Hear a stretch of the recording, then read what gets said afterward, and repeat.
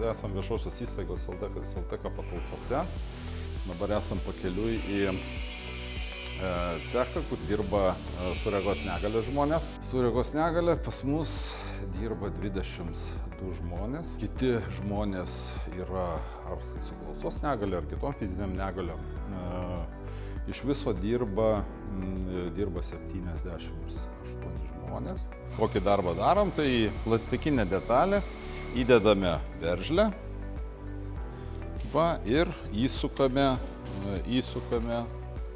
varžtelį. Tai kol kas va šitokį darbą daro. Tie žmonės, kur turi va tą jau didesnį darbingumą, tai užsiima pakavimu, žymėjimu, įvairių kitų gaminių pakavimu, žodžiu. Pagrindinės veiklos tai yra mūsų supakavimas, perpakavimas, kur mes nusileisim į kitą cechą, pamatysime jau konkrečiau, kas yra daroma. Tai yra įvairus perdirbimas, turime maisto papildų sandėlį, tai mes dirbame kaip elektroninės parduotuvės sandėlys.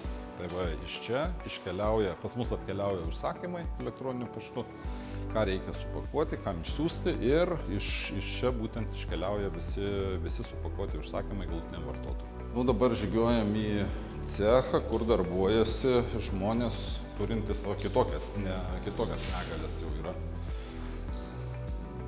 Sakykime, klausos, fizinės, stuburo kažkokia tai negalia, dar kažkokios. Anksčiau dirbo pas mus ir su sutrikusiu intelektu darbuotojai tokie, bet dabar kažkaip tai atsisijoja ir nebeliko. Šiauliuose ir Šiaulių rajone surasti žmogų su regos negalia, norinčio dirbti, yra labai sunku. Mūsų virvių pynėjai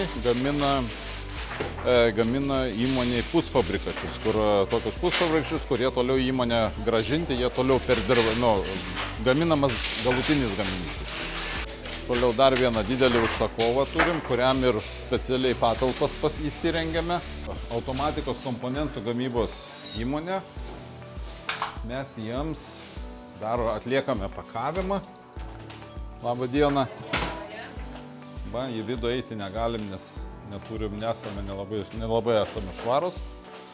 Neturime aprangos, viską tai yra vykdomas perpakavimas, važiuoja detalės, supakuojami į specialius padėklus, iš kurių robotai tiesiai ima ir tiekia tą pusgaminį į gamybos liniją.